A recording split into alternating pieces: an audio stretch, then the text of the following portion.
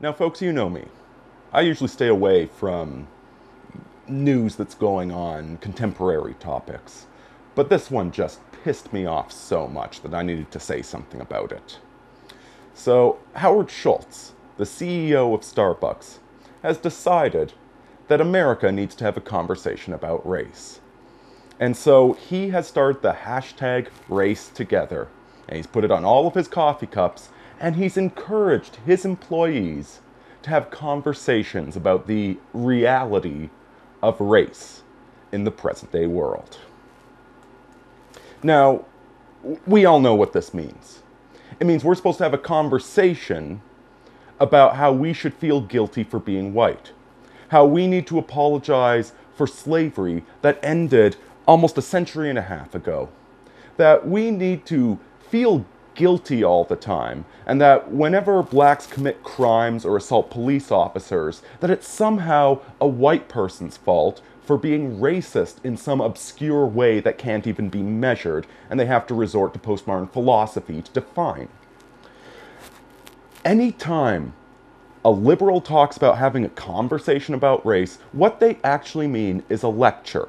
They are going to lecture you about race, and if you dare to disagree with a single point that they say, well then, sir, you are a racist.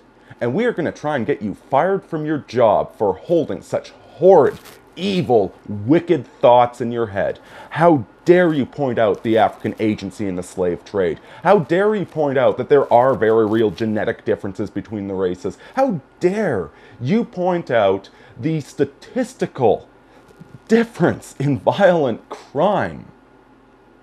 How dare you use these hate facts against us? This is a conversation where we already know the conclusion. And if you're a good little boy, you will agree with our conclusion.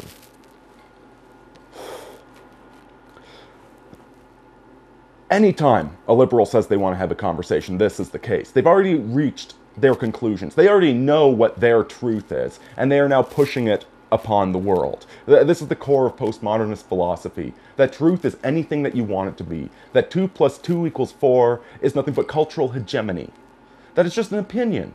And so if you say 2 plus 2 equals 5, well, that's fine. That's just as true as 2 plus 2 equals 4.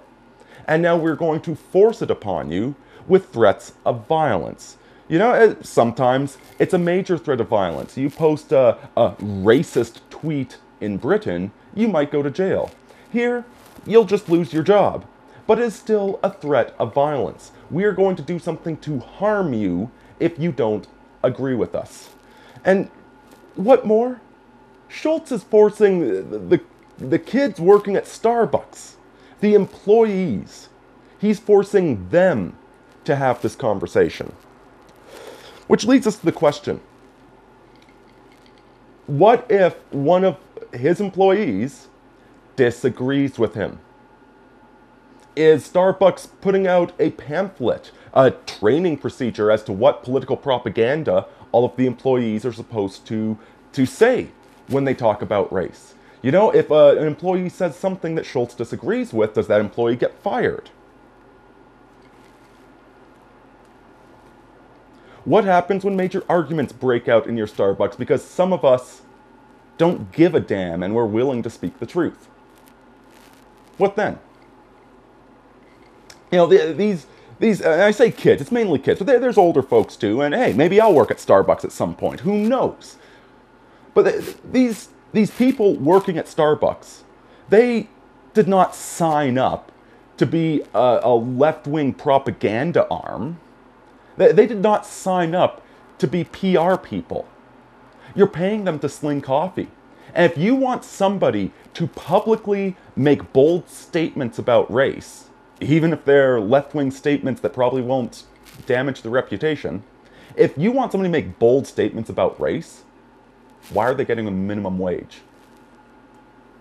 Or whatever you pay them. It's not that much about minimum wage. I'm pretty sure PR people, if you want these people to be educated, to know the talking points, to know which rhetoric to resort to, I think you need to start paying them a little bit more. You know, you've taken these kids that you hired to sling coffee, and you're now forcing them to be propagandists. What the hell?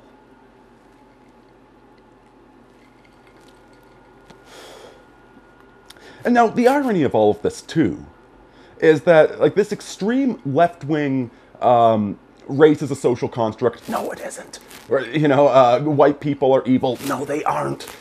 All of this white guilt, this BS, this extreme propaganda that's pushed in the universities, the newspapers, the high schools, all of the mainstream, the HR policies, etc.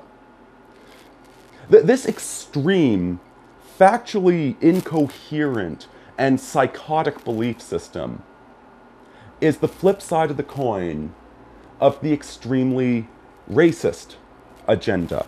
The people that hang out on the internet hating black people all day, or hating any other race all day, who build their self-esteem not upon their own accomplishments or the accomplishments of their race or any of them, not a healthy self-respect, but this egoistic self-esteem based upon hating somebody else and pushing somebody else down. These are two sides of the same coin. And seriously, folks, that's why I get equal amounts of hate. Well, maybe there's more social justice, right? But I get hate from the social justice warrior side and from the white nationalist side. Because both of them demand that you agree with them 100%, else you are the enemy. Lefties are more likely to attack their own, and white nationalists, just another type of lefty, more likely to attack their own. Look at T.J. Sotomayor. All of these people that go calling him a coon, they're black. They're black nationalists who spend all day hating whitey as opposed to doing something positive for the black community. This is the era of narcissism. This is the era of self-esteem, not self-respect, where everybody gets a trophy, and where your self-worth isn't based upon something you accomplished and the failures that you learned from, but upon hating somebody else. And this race together BS. This agenda that a coffee shop is now pushing on us.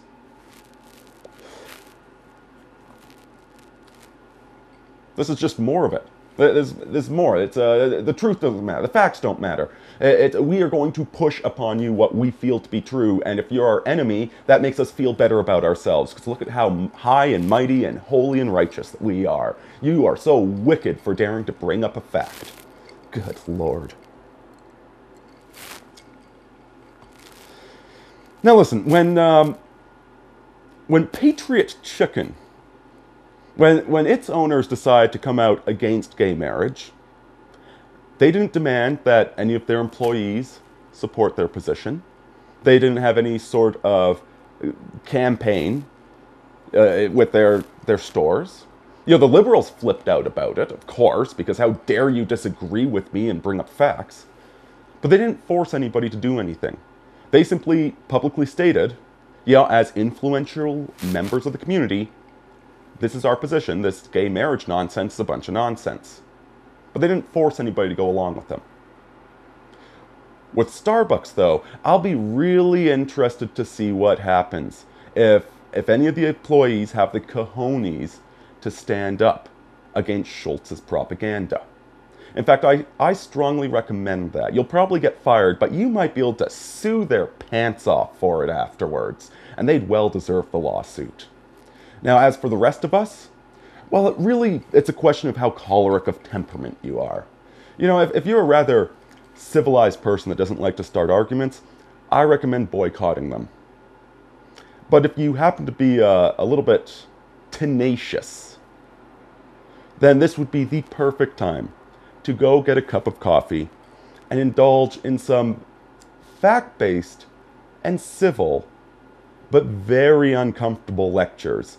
And make sure you use your outdoor army voice for all of them. Anyway, Irini out.